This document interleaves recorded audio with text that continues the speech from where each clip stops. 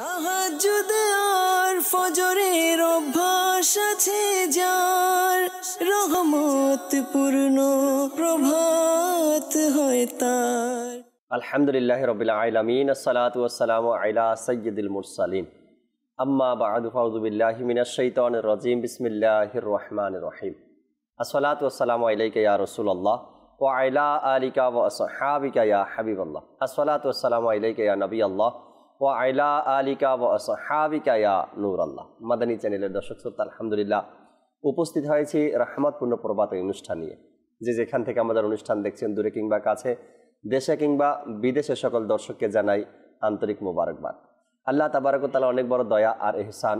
আলহামদুলিল্লাহ রাব্বিল আলামিন নেকির দাওয়াত দেওয়ার উদ্দেশ্যে আরও একবার উপস্থিত হয়ে গেছি এই অনুষ্ঠান নিয়ে। আজকে একটি বিষয় নিয়েছে আলোচনা করার জন্য, নেকির দাওয়াত দেওয়ার জন্য, ভালো কিছু কথা আপনাদের পর্যন্ত পৌঁছানোর জন্য, কোরআন ও হাদিসের বাণী আপনাদেরকে ইনশাআল্লাহ তাআলা জানানোর জন্য। মুবাল্লিগে দাওয়াত ইসলামী আমাদের সাথে রয়েছেন, নাতখা রয়েছেন। আমরা অনুষ্ঠানের শুরুর দিকে কোরআনে পাকের তেলাওয়াত শোনানোর চেষ্টা করব তরজমার সাথে, এবং হামদে বারি তাআলা, নাতে রাসূল মকবুল সাল্লাল্লাহু তাআলা আলাইহি ওয়াসাল্লামও থাকবেন ইনশাআল্লাহ তাআলা। এরপর আজকের বিষয় জানাবো আপনাদেরকে, বিষয় নিয়ে আলোচনা করব। চাইলে আপনারা আমাদেরকে কল আর SMS এর মাধ্যমে আমাদের সাথেই থাকবেন ইনশাআল্লাহ তাআলা, থাকতে পারেন অবশ্যই। অনুষ্ঠান শুরু করব কোরআনে পাকের তেলাওয়াত দিয়ে, মনোযোগ সহকারে তেলাওয়াত শুনবো এবং স্ক্রিনে তার তরজমাও আসবে, অর্থ চলে আসবে। আমরা চাইলে অর্থটাও দেখে নিতে পারি এবং কোরআনে পাকের তেলাওয়াতও শুনে নেবেন ইনশাআল্লাহ তাআলা। জি, আমাদেরকে কোরআনে পাকের তেলাওয়াত শুনিয়ে দিন। আউযু বিল্লাহি মিনাশ শাইতানির রাজীম। বিসমিল্লাহির রহমানির রহিম। আর-রহমানু আল্লামাল কুরআন, খালাকাল ইনসানা আল্লামাহুল বায়ান।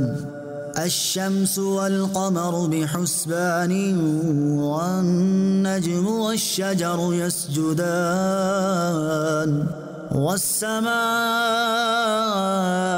رفعها ووضع الميزان ألا تطغوا في الميزان وأقيموا الوزن بالقسط ولا تخسروا الميزان والأرض وضعها للأنام فيها فاكهة والنخل ذات الأكمام والحب ذو العصف والريحان فبأي آلاء ربكما تكذبان خلق الإنسان من صلصال كالفخار وخلق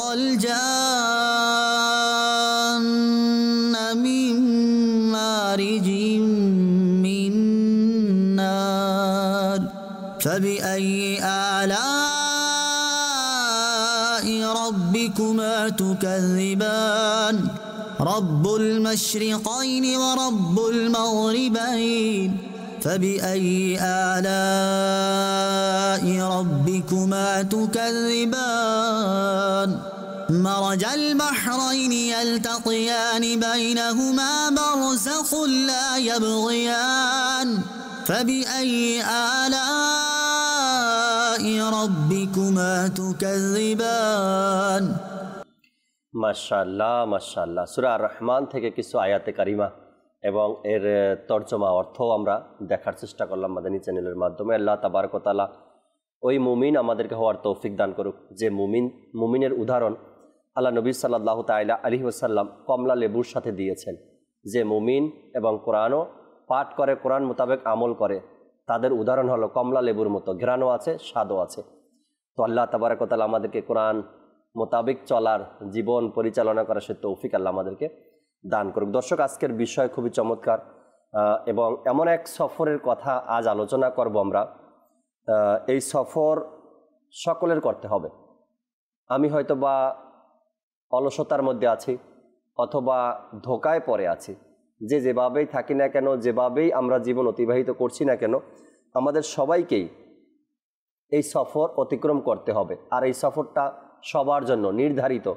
আর এই সংবাদ কোরআনে পাকের মধ্যে আল্লাহ তাবারক ওয়া তাআলা ইরশাদ করেছেন, আর নবী করিম সাল্লাল্লাহু তাআলা আলাইহি ওয়াসাল্লামও হাদিসে মোবারকার মাধ্যমে আমাদেরকে জানিয়েছেন এই সফর করার জন্য, প্রস্তুতি নেওয়ার জন্য সফরে কি কি সামান দরকার হবে, আর এই সফরটা কতটুকু সময় লাগবে, কত হাজার বছর পার করতে হবে, এ সকল বিষয় বিস্তারিত হাদিসে পাকের মধ্যে এসেছে। আজকের বিষয় দর্শক শ্রোতা, পরকালের সফর। আজ ইনশাআল্লাহ তাআলা জানবো পরকালের সফর নিয়ে। কোরআনে পাকের মধ্যে আল্লাহ তাবারক ওয়া তাআলার ইরশাদে কারিমা আর নবী করিম সাল্লাল্লাহু আলাইহি সাল্লামের আমাদেরকে সতর্ক করার জন্য এই সফরের বিষয়ে আমাদেরকে কিছু দিক নির্দেশনা যে দিয়েছেন, এ সম্পর্কে আমরা জানবো আজকের প্রোগ্রাম ইনশাআল্লাহ তাআলা। আগে আমরা হামদে বারি তাআলা শুনবো নাতখা ইসলাম ভাই থেকে ইনশাআল্লাহ। সাল্লু আলাল হাবিব সাল্লাল্লাহু তাআলা আলা মুহাম্মদ সাল্লাল্লাহু তাআলা আলাইহি ওয়াসাল্লাম। সাল্লাল্লাহু আলাইকা ইয়া রাসূলুল্লাহ ওয়া সাল্লাম আলাইকা ইয়া হাবিবাল্লাহ সাল্লাল্লাহু আলাইকা রাসূলুল্লাহ। আমায় কাছে ডেকে নাও না মদনী মদিনে ওয়ালে, আমায় কাছে ডেকে নাও না মদনী মদিনে ওয়ালে, প্রেমের শোধা পান করাও না মদনী মদিনে ওয়ালে। সাল্লাল্লাহু আলাইকা ইয়া রাসূলুল্লাহ সাল্লাম আলাইকা ইয়া হাবিবাল্লাহ। খোদার পরে শান তোমার, তুমি নবীদের রোজদার। খোদার পরে শান তোমার, তুমি নবীদের রোজদার।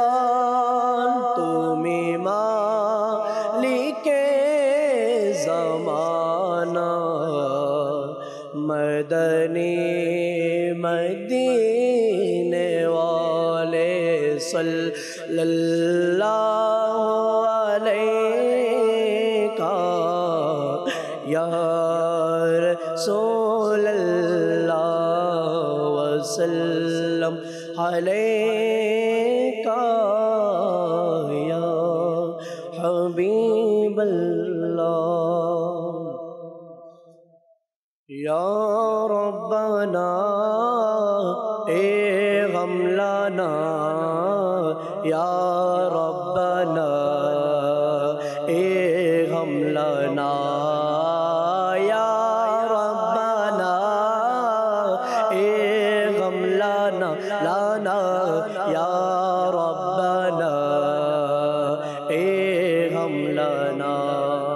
রেখো মগ্ন তোমার প্রেমে ইয়া ইলাহি, রেখো মগ্ন তোমার প্রেমে ইয়া ইলাহি। নিজেকে যেন যাই ভুলে ইয়া ইলাহি, নিজেকে যেন যাই ভুলে ইয়া ইলাহি।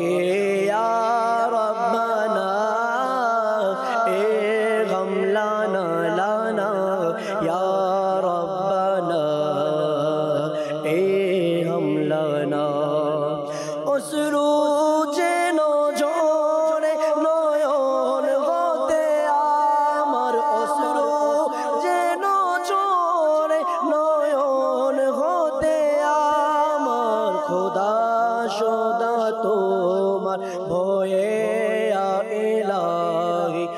খোদা সদা তোমার হয়ে এলা হে রব্বানা এ গম লানা লানা ইয়া রব্বানা এ গম লানা ইয়া রব্বানা এ গম লানা লানা ইয়া রব্বানা এ গম লানা এমন থেকে দুনিয়ার ভালোবাসা মুছে এমন থেকে দুনিয়ার ভালোবাসা মুছে বিভোর রে কতব তোমার প্রেমে আলাহি বিভোর রে কতবে প্রেমে আলা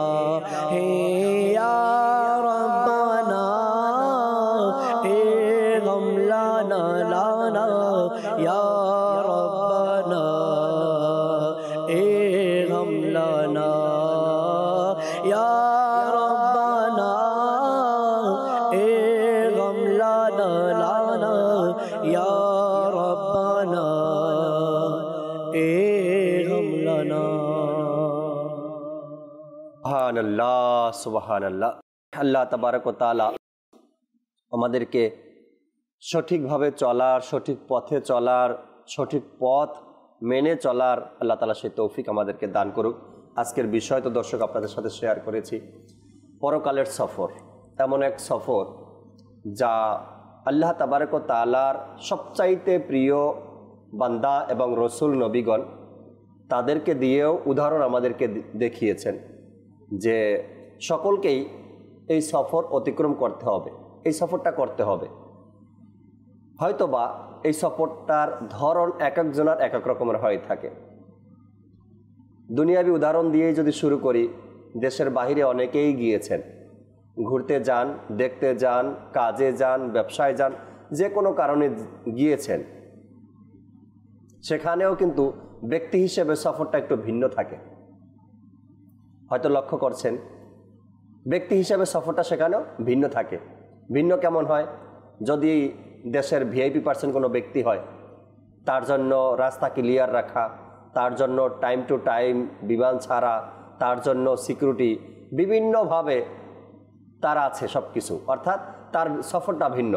আপনি আমি যখন যাই, নর্মাল সাধারণ মানুষ আমাদেরকে যেভাবে সব কিছু, সব ঘাটিগুলো পার হয়ে ইমিগ্রেশন করে, এরপরে গিয়ে আপনার বিমানে বসতে হয়, আমাদের জন্য এক রকমের, তাদের জন্য আর এক রকমের একটা সিস্টেম এটা। ঠিক আখেরাতের পরকালের যে সফরটা আছে, ব্যক্তি হিসেবে, আমল হিসাবে, তার ইবাদত হিসাবে, ইমান হিসেবে তার সফরটা একটু ভিন্ন হবে, আলাদা আলাদা হবে।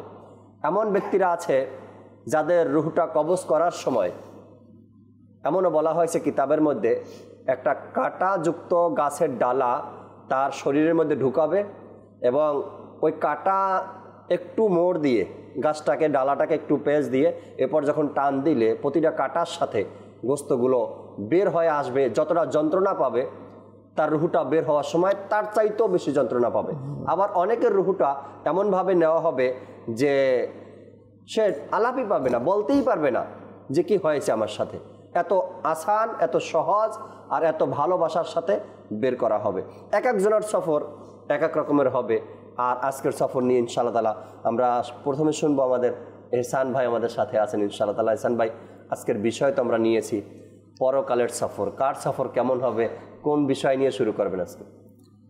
আলহামদুলিল্লাহ রাব্বিল আলামিন ওয়াসসালাতু ওয়াসসালামু আলা সাইয়্যিদিল মুরসালিন। খুব শিক্ষণীয় একটি বিষয় আজকে রাখা হয়েছে জাকির ভাই। যেই সফরের বিষয় আজকে রাখা হয়েছে যে পরকালের সফর, এই সফরে বাস্তবিক পক্ষে প্রতিটা মানুষকেই যারা দুনিয়াতে আসছে এদের এই সফরের দিকে একদিন রওনা হতেই হবে। রাইট। আজকে আপনি যেই উদাহরণ দিয়েছেন দুনিয়াবি, অনেকে দুনিয়াতে সফর করে, অনেকে করে না, কিন্তু পরকালের সফর, পরকালের যাত্রা এমন এক সফর যেই সফরে যে দুনিয়াতে আসে সে প্রথম দিনই ওই সফরে করে অনেকে আছে দ্বিতীয় দিন করে, অনেকে 5 বছর পরে করে, অনেকে 10 বছর, অনেকে 100 বছর, কিন্তু এই সফরে সে করেই। আর সেটা হচ্ছে পরকালের সফর। মানুষ আসলে স্থায়ী নয়। আমরা আসলে মূলত আমরা যদি আমাদের অস্তিত্বের দিকে চিন্তা করি যে আমরা কোথাও কিন্তু স্থায়ী নয়। আমাদের অস্তিত্ব কোথায় ছিল? রুহের জগতে ছিল। সেখানে আমরা স্থায়ী ছিলাম না। ওইখান থেকে আমরা মায়ের গর্ভে ছিলাম। তো মায়ের গর্ভে আমরা বেশি দিন ছিলাম না, সেখান থেকে দুনিয়াতে আসছি। এই দুনিয়াতে আমরা স্থায়ী থাকবো না, এখান থেকেও সফর করে কবরে যেতে হবে, সেটাও স্থায়ী নয়। কত অনন্তকালে সেই কবরে থাকতে হবে ওইটাও আমাদের জানা নেই। কিয়ামতের ময়দান, এরপরে অনেকগুলি ঘাটি, এগুলি কিন্তু আমি সফরের কথা বলছি। আমরা কিন্তু পার্মানেন্ট না, যে একটা জায়গার মধ্যে আমরা রুহের জগতে ছিলাম ওইখানেও পার্মানেন্ট ছিলাম না, মায়ের গর্ভেও ছিলাম না, আজকে দুনিয়াতেও আমরা পার্মানেন্ট না, কবরে আমরা সারা জীবন থাকবো না। কিয়ামত সংগঠিত হবে, সেই কবর থেকে আবার আমাদেরকে উঠতে হবে। হাসরের ময়দান ঠিকানা তো লাস্ট আপনার ডিসিশনের পরেই হবে, জান্নাত না হয়তো জাহান্নাম। তো এখন এই যে দীর্ঘ সফর, এই দীর্ঘ সফরের কি প্রস্তুতি আমাদের রয়েছে, আজকে হয়তো বা আমাদের অনুষ্ঠানের মধ্যে এই বিষয় নিয়ে আলোচনা হবে, যেন যারাই আমরা অনুষ্ঠান দেখছি বা শুনছি এবং আমরা যারা বলছি আলোচনা করছি, হয়তোবা আমাদের মধ্যেও সফরের প্রস্তুতি নেওয়ার মন মানসিকতা হবে। কারণ বান্দা যখন ইবাদত বান্দেগি করে, নেকির কাজ করে, বা যারা সৎ পথে চলাফেরা করে সব সময়, তো এরাও যে সব সময় যে ওই পরকালের সফর নিয়ে ভাবে তা না, শয়তান আমাদেরকে ভুলিয়ে দেয়। তো এগুলি নিয়ে আলোচনা যত বেশি করা হবে, যতই এর স্মরণ করা হবে, ততই আখিরাতের প্রস্তুতি নেওয়ার আমাদের সুবিধা হবে। যেমন আজকে দেখেন, যদি দুনিয়াবি একটা এক্সাম্পল দেই, যারা দর্শকবৃন্দ দেখতে পাচ্ছে, হয়তোবা অসংখ্য মানুষ, অনেক ছাত্ররা দেখছে, বা যারা দেখছে হয়তোবা এদের মধ্যে অনেকে ছাত্র ছিল। তো আমাদের যখন আমরা পড়াশোনা করি, দেখবেন একটা ডেট ফিক্সড থাকে পরীক্ষার, যে অমুক তারিখে পরীক্ষা হবে। তো যখন ডেট ফিক্সড হয়ে যায় বা পরীক্ষার একটা রুটিন বের হয়ে যায়, তো মানুষের বা ওই স্টুডেন্টের চিন্তার মধ্যে একটা এমন মন মানসিকতা থাকে যে আমার পরীক্ষার আর 1 মাস বাকি।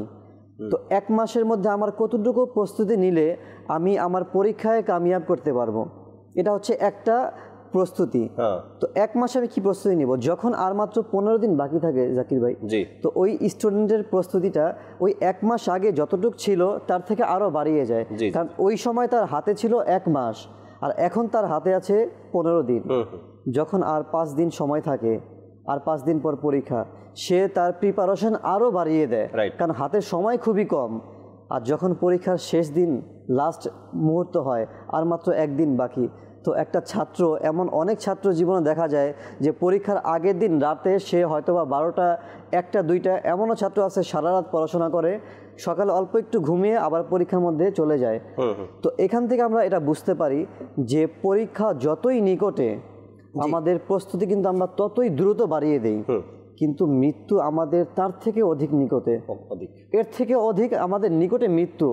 আর পরীক্ষার একটা ডেট থাকে, ফিক্সড থাকে, কিন্তু মৃত্যুর আমাদের হয়তো ডেট ফিক্সড আছে, আল্লাহ ভালো জানে আমাদের মৃত্যু কখন হবে, কিন্তু আমরা জানি না আমাদের সেই মৃত্যু কখন। তো এর জন্য আমাদের উচিত হচ্ছে প্রতিটা মুহূর্তই ওই পরকালের সফর, কবরের সফরের জন্য, কিয়ামতের সফরের জন্য, হাসরের ময়দানের সফরের জন্য আমাদের সর্বদা প্রিপারেশন থাকা। কারণ আমাদের জানা নেই পরীক্ষার কি আর 5 দিন বাকি, না আর 1 মাস বাকি রয়েছে। রাইট। আসলে এহসান ভাই যে বিষয়টা আপনি তুলে ধরলেন, যে সফর আমাদের এক একটা ঘাটি, যেমন রুহানি জগতে যখন আমরা ছিলাম, জানি না আমরা কত বছর রুহানি জগতে ছিলাম। আচ্ছা, মায়ের গর্ভে যে বিষয়টা, এটা একটা নির্ধারিত টাইম, এটা সবার জানা থাকে। দুনিয়াতে আসছি, এখানেও জানি না 5 বছর, 10 বছর, 30 বছর, 100 বছর, 150 বছর, এটাও কিন্তু আমরা জানি না। তার মানে আমাদের এই সফরটা শেষ কোথায়?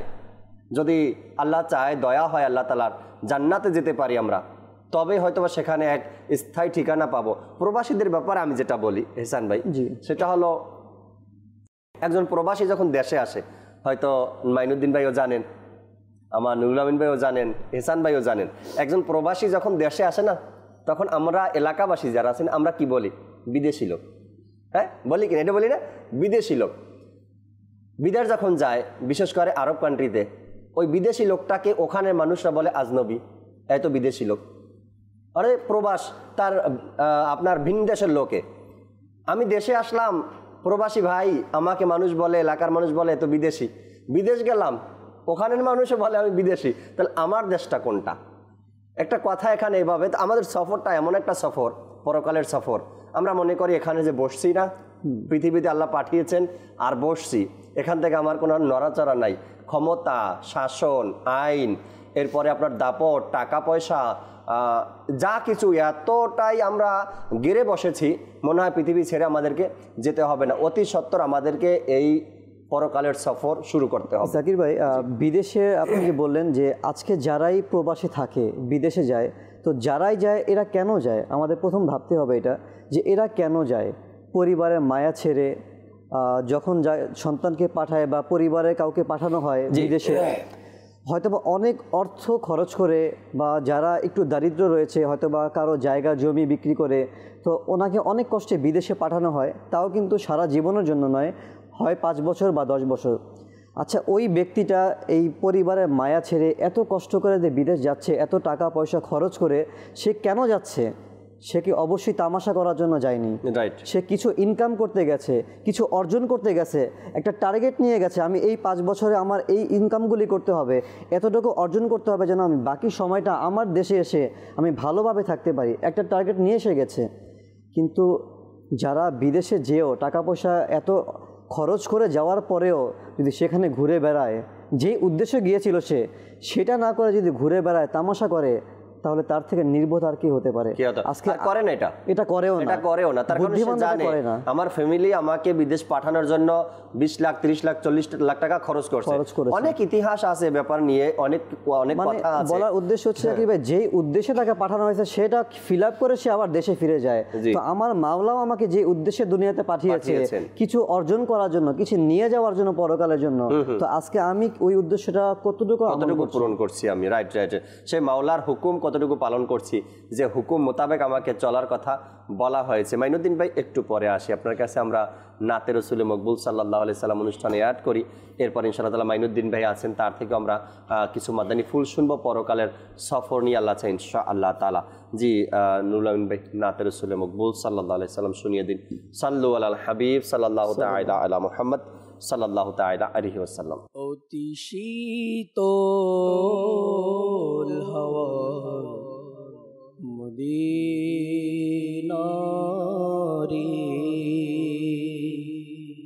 সুরভিত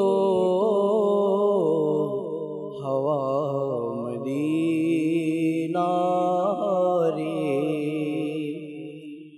অতি শীতল হাওয়া মদিনারি,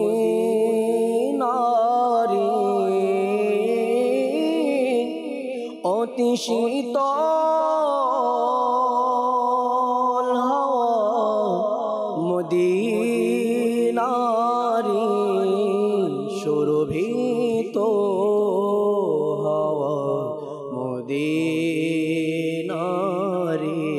সুরভিত হাওয়া মদিনারি,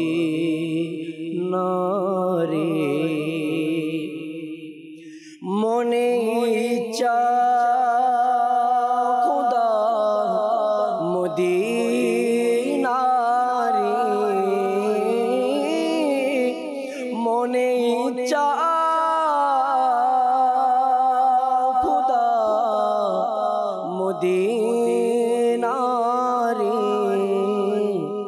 দেখাও গলি খুদা মদিনারি, দেখাও গলি খুদা মদিনারি, অতি শীতল হাওয়া মদিনারি, সুরভিত হাওয়া মদিনারি, নূরে আলোকিত পাহাড় পর্বত, নূরে আলোকিত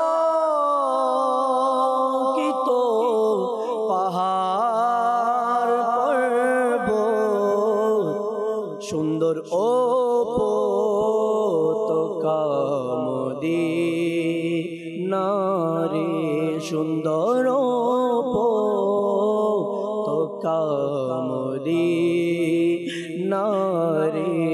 অতি শীতল হাওয়া মদিনারে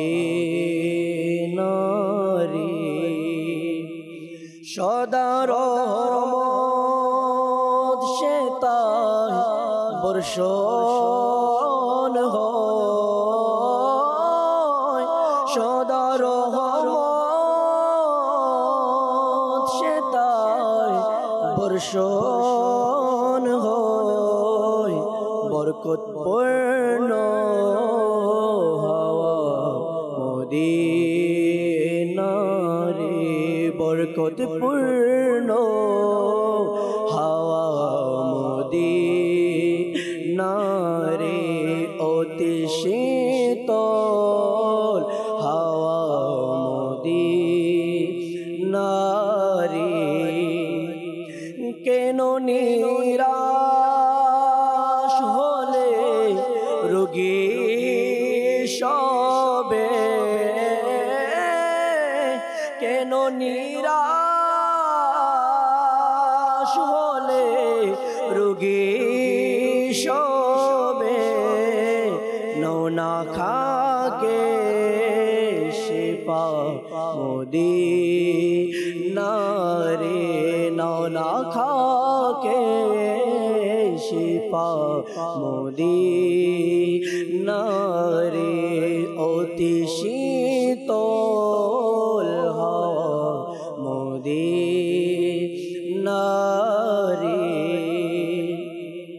ফুল সুন্দর সে তাই কাটা সুন্দর ফুল সুন্দর কাটা সে তাই সুন্দর কত সুন্দর পাতা মদিনারে কত সুন্দর পাতা মদিনারে অতি শীতল হাওয়া মদিনারে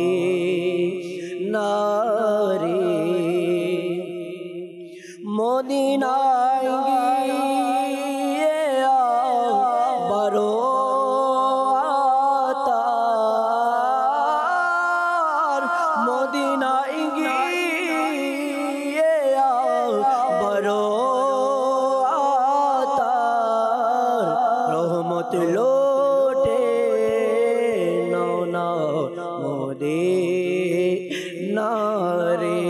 রহমত লোটে নৌনা মদিনারে অতি শীতল হাওয়া মদিনারে সুরভিত হাওয়া মদিনারে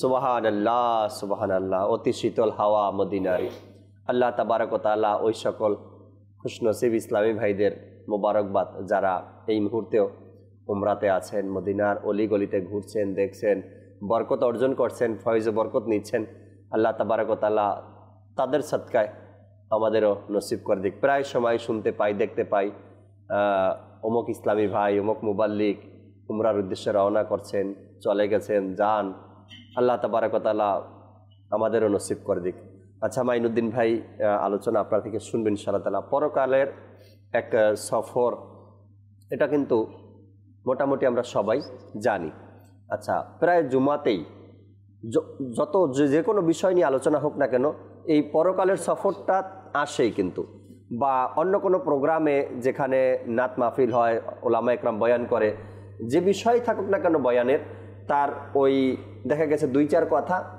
বিষয়বস্তুর মধ্যে সফরের সম্পর্কে থাকবেই তার কারণ আমরা যেই বিষয়গুলো নিয়েই আলোচনা করি না কেন আমাদের শেষ সফর ওটাই ওইটাই তাই না? পরকালের ওটাই সফর। পরকালের আলোচনা। জি, এখন ইলমে দিন অর্জন কেন করি আমরা? পরকালকে সুন্দর যেন করতে পারি, এই জ্ঞানটা অর্জন করার জন্য, তাই না? আচ্ছা, হালাল উপার্জন করার দিক নির্দেশনা কেন শিখি আমরা? হালাল উপার্জন করব, আমার আখেরাত সুন্দর হবে, পরকালের সফরটা ভালো হবে। পৃথিবীতে যাই কিছু করি না কেন আমরা, সবকিছু আখেরাতের পরকালের সফরটা সুন্দর করার জন্য, সুন্দরের জন্য, পরকালের প্রস্তুতি। মানে অ্যাকচুয়ালি হাদিস শরীফের মধ্যে তো এসেছে যে দুনিয়া হচ্ছে আখিরাতের শস্যক্ষেত। তো আখিরাতের শস্যক্ষেত যেহেতু দুনিয়া বলাই হয়েছে দুনিয়াকে, তো অবশ্যই আমাকে পরকাল আখিরাত নিয়ে চিন্তা করতে হবে। সেটা আমি ডাইরেক্টলি করি, জেনে করি, ইচ্ছায় করি, অনিচ্ছায় করি, করতেই হবে। যেহেতু আমি একজন মুসলমান এবং মানুষ হিসেবে, যেমন আমরা শুরুতেই আমাদের বিগত মোবাইল থেকে শ্রবণ করলাম যে মানুষ আমরা যখন সৃষ্টি হয়েছি, মায়ের গর্ভে এসেছি, এরপর থেকে যখন দুনিয়াতে আমরা এসে গেছি, জন্ম লাভ করে বলেছি, এখন আমাদের একটাই গন্তব্য, সেটা হচ্ছে পরকালের সফর। আমরা কেউ স্থায়ী নয়, স্থায়ী না। তো এই পরকালের সফর অনেক ব্যাপক একটা বিষয়। আর এই যখন যে জিনিসটা অনেক বেশি হয়, গুরুত্বপূর্ণ হয়, তো সেটা তো সবসময়ই চিন্তাধারা। যেমন দুনিয়াবি কোনো উদাহরণ আমরা যদি দিই, যদি আমি কোনো জিনিসটাকে একটা অর্জন করতে চাই, আমার প্ল্যান যদি অনেক বড় থাকে যে আমি একটা 10তলা বিল্ডিং করব বা 4টা-5টা গাড়ি কিনবো, তো আমার প্ল্যান বড়, তো আমার ওই মাফিক কাজ করতে হবে। ওই টার্গেট পূরণ করার জন্য আমাকে তত পরিশ্রম করতে হবে। এখন পরকালের সফর তো আল্লাহ তাআলা বলে দিয়েছেন, আল্লাহ তাআলা কোরআনে পাকের মধ্যে ইরশাদ করছেন যে তোমরা কি ভাবছো আমি তোমাদেরকে অনর্থক সৃষ্টি করেছি? তারপরে আবার বলেছেন তুমি অনর্থ বলেছেন যে আমি তোমাদেরকে একাই দুনিয়াতে প্রেরণ করেছি, আবার আমার কাছে একাই আসবে তোমরা। তো এই যে পরকালের সফরের বিষয়, আমরা তো স্থায়িত্ব নয় এখানে, তো সেখানে আমাদের অবশ্যই প্রস্তুতির একটা ব্যাপার আছে। আর এই পরকালের প্রথম ধাপটাই হচ্ছে কি? কবর। আখিরাতের প্রথম ধাপ হচ্ছে কবর। কবর, আমরা আজকে যারা দুনিয়াতে এখনো জীবিত রয়েছি, বিভিন্ন সময় আমরা হয়তো আমার দাদার, নানার, চাচার বা আত্মীয় স্বজনের মধ্যে হোক, নিজের নিকট আত্মীয় পরিবারের মধ্যে না হলেও প্রতিবেশীর মধ্যে বা যে কোনো না কোনো মুসলমানের কবরের পাশে আমরা গিয়েছি, জানাজায় অংশগ্রহণ করেছি। জি, কিন্তু এই কবর থেকে আমাদের জন্য শিক্ষার কি রয়েছে? হয়তো সাইয়েদুনা আমিরুল মুমিনিন ওসমানে গনি রাদিয়াল্লাহু তাআলা আনহু যখনই কোনো কবরের স্থানে উপস্থিত হতেন, কবরের পাশে যেতেন, তিনি এত বেশি কান্না করতেন যে অন্য কোনো সময় তাকে এত বেশি কান্না করতে দেখা যেত না। তো তার পাশে সাহাবায়ে কেরাম আলাইহিম রিদওয়ানুল্লাহ ছিলেন। একবার একটি কবরের পাশে গিয়ে এত বেশি কান্না করা শুরু করলেন যে তার দাড়ি মোবারক ভিজে গেল। তো সাহাবায়ে কেরাম আলাইহিম রিদওয়ান আরজ করলেন, ইয়া সাইয়্যিদি, হে আমিরুল মুমিনিন, আমরা আপনার সাথে চলি ফিরি, দেখি থাকি, কিন্তু অন্য কোনো ক্ষেত্রে এতটা কান্না করতে আপনাকে দেখিনি। যখন আপনি কোনো ওয়াজ নসিহত বয়ান করেন, যেমন জান্নাত জাহান্নাম সম্পর্কে যখন বয়ান করেন, তখনও আপনি এত বেশি কান্না করেন না। কিন্তু কবরে যখনই আলোচনা হয় বা আপনি যখনই কবরস্থানে আসেন, কবরের পাশে অবস্থান করেন, এত বেশি কেন কান্না করেন? তখন আমিরুল মুমিনিন সাইয়েদুনা ওসমানে গনি রাদিয়াল্লাহু তাআলা আনহু আরজ করলেন, হে সাহাবীরা, হে আমার সঙ্গীরা, হে আমার ভাইয়েরা, যে কবর হচ্ছে আখিরাতের প্রথম ধাপ, পরকালের প্রথম ধাপ। আর যে ব্যক্তি এই কবরের মধ্যে নিজের জায়গাকে শান্তির করে নিতে পারবে, যে যার কবর সুন্দর হবে, তার পরবর্তী স্টেপগুলো, পরবর্তী ধাপগুলো আস্তে আস্তে আল্লাহ তাআলা দয়া হলে সুন্দর হয়ে যাবে।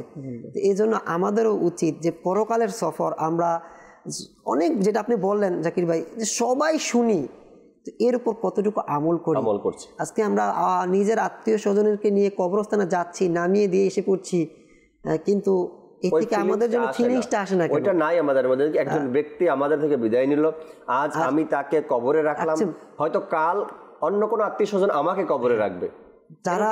যারা কিন্তু এই ফিলিংসটা নিতে পারছে, তারা কিন্তু কামিয়াবি হয়ে যাচ্ছে আলহামদুলিল্লাহ। বা আল্লাহ তাআলার পক্ষ থেকে যে কবরকে বাগান বলা হয়েছে, পরবর্তী স্টেপগুলো বলা হয়েছে, যত সুন্দর বলা হয়েছে, তো সেগুলো কিন্তু তারা পাবে। আসলে কবরের যে পরীক্ষাগুলো আছে, কবরের যে প্রশ্নগুলো আছে, যদি কোনো ব্যক্তি কবরের পরীক্ষায় উত্তীর্ণ হয়ে যায় বা কামিয়াবি অর্জন করে, পরবর্তী ধাপগুলো তার জন্য সহজ হয়ে যায়, একদম সহজ হয়ে যায়।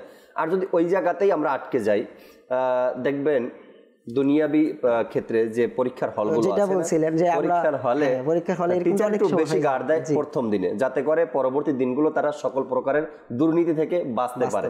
প্রথম দিনই গার্ড একটু বেশি হয়। জাকির ভাই, এটার সাথে এমনও হতে পারে, অনেক সময় আমরা দর্শক শ্রোতারা হয়তো উদাহরণ থেকে খুব সুন্দরভাবে বুঝতে পারবে যে আমরা যারা এইচএসসি পরীক্ষা, ইন্টারমিডিয়েট পরীক্ষা যারা দিই, তার পূর্বে কিন্তু আমাদের একটা টেস্ট পরীক্ষা নেওয়া হয়। আর টেস্ট পরীক্ষাটা কিন্তু কঠিন হয়। সাধারণত যারা আমরা এই স্টেপগুলো পার করে এসেছি তারা জানে, মেন পরীক্ষা থেকে, বোর্ড পরীক্ষা থেকে টেস্ট যখন যার যার স্কুলে কলেজে যখন টেস্ট পরীক্ষা নেয়, ওই পরীক্ষাটা কঠিন হয়। কেন?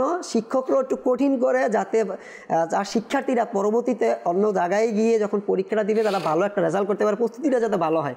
তো ঠিক আমরা এই কবরের পরীক্ষা যদি আমরা প্রস্তুতিটাই ভালো না নিতে পারি, যারা দুনিয়াবি পরীক্ষার এই মেট্রিক পরীক্ষা বা ইন্টার পরীক্ষা যেটাই দেই, এই প্রস্তুতি পরীক্ষা, টেস্ট পরীক্ষা যদি ফেল করে, তাকে কিন্তু পরবর্তী পরীক্ষাগুলো তার অংশগ্রহণ করতে দেওয়া হয় না। তো এখন আমাদের যদি আখিরাতে চিন্তাটা করি, যদি কবরের পরীক্ষা আমি ফেল হয়ে যাই, তাহলে আমি প্রথমেই ফেল।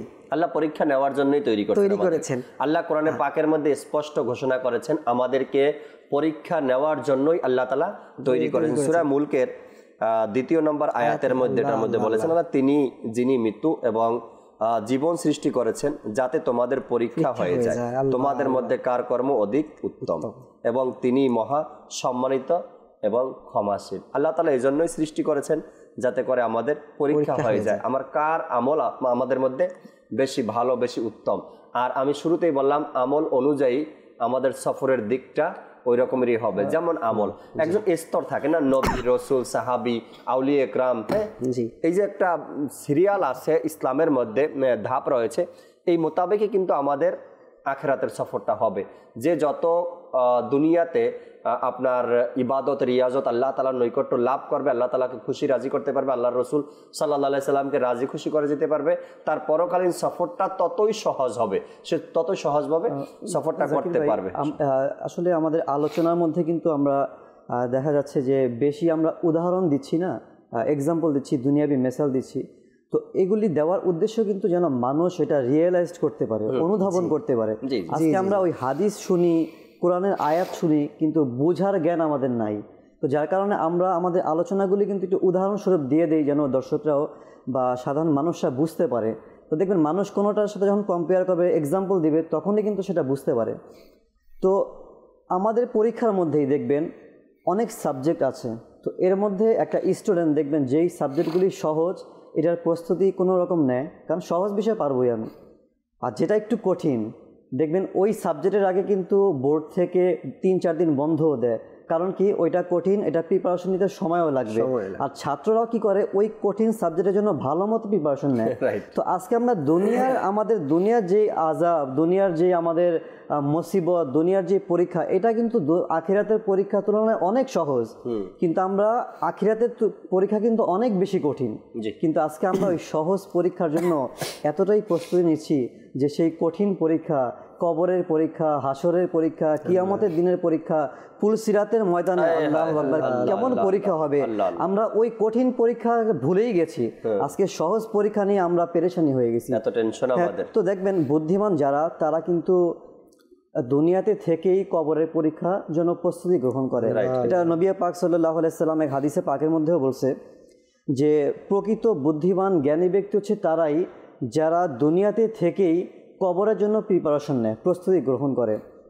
এক মাদানী মুন্না, ঘটনাটা স্মরণ পড়লো যে তিনি এক রাতে খুব কান্নাকাটি করছে, মধ্যরাতে উঠে কান্নাকাটি করছে।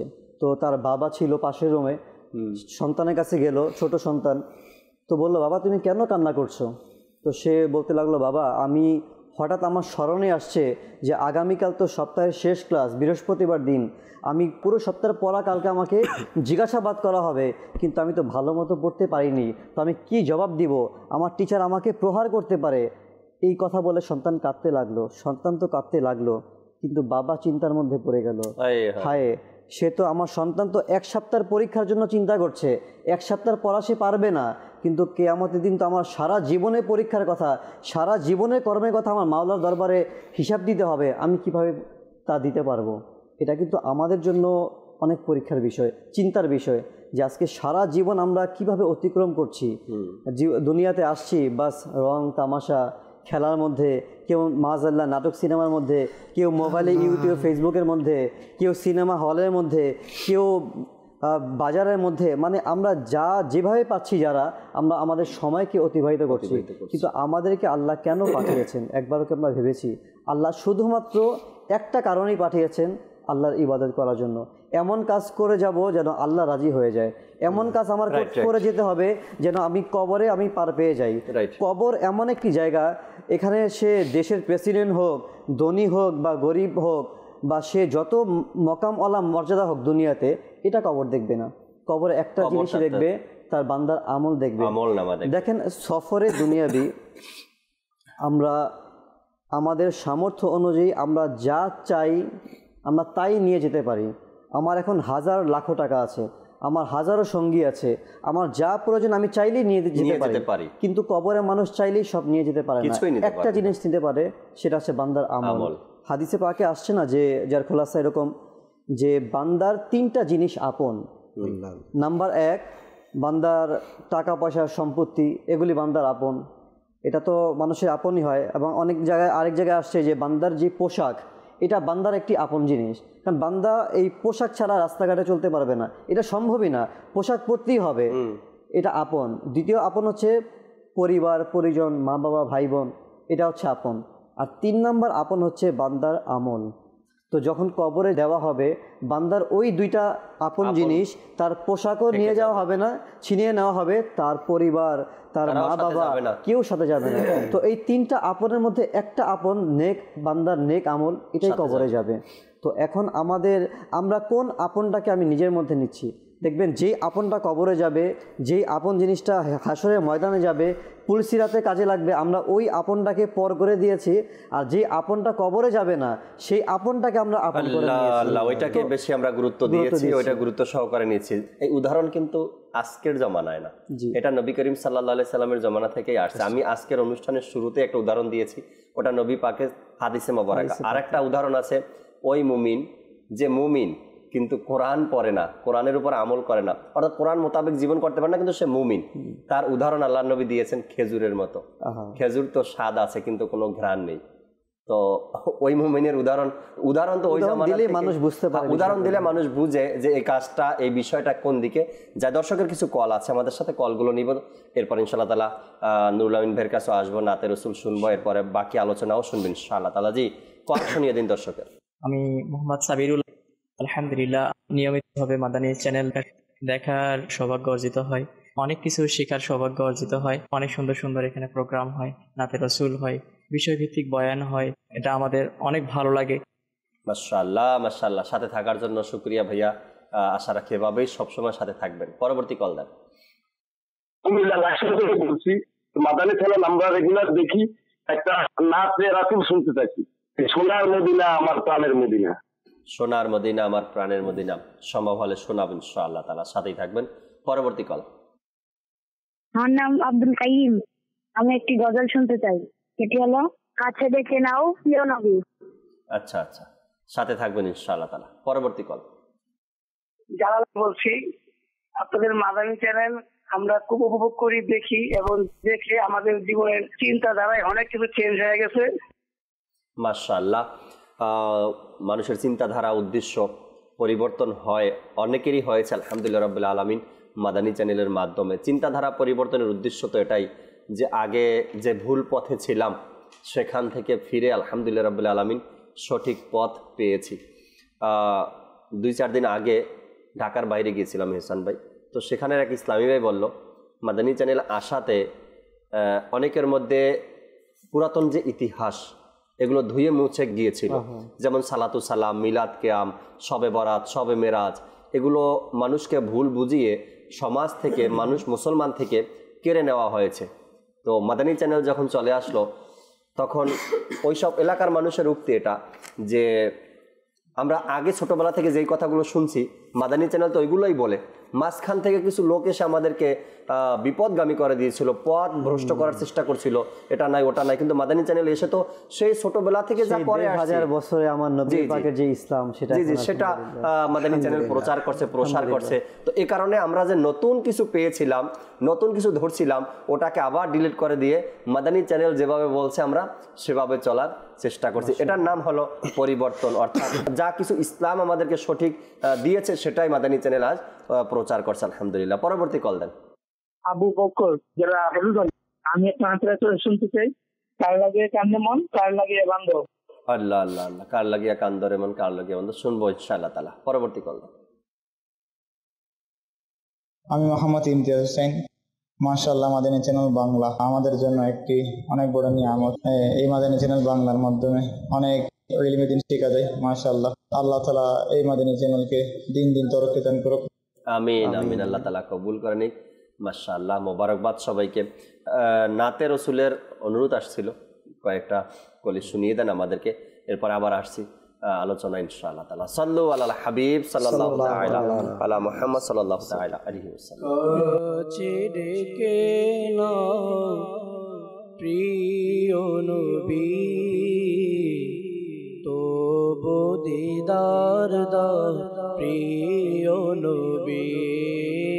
কাছে ডেকে নাও, কাছে ডেকে নাও প্রিয় নবী, তবু দিদার দাও প্রিয় নবী। তবু দিদারে ঈদে আমার আকা, তবু দিদারে ঈদে আমার, তবু দিদার দাও, তবু দিদার দাও প্রিয় নবী। কাছে ডেকে নাও প্রিয় নবী, আমায় কাছে ডেকে নাও না মদনী মদিনে ওয়ালে, আমায় কাছে ডেকে নাও না মদনী মদিনে ওয়ালে। প্রেমের সৌদাপন করাও না মদনী মদিনে ওয়ালে।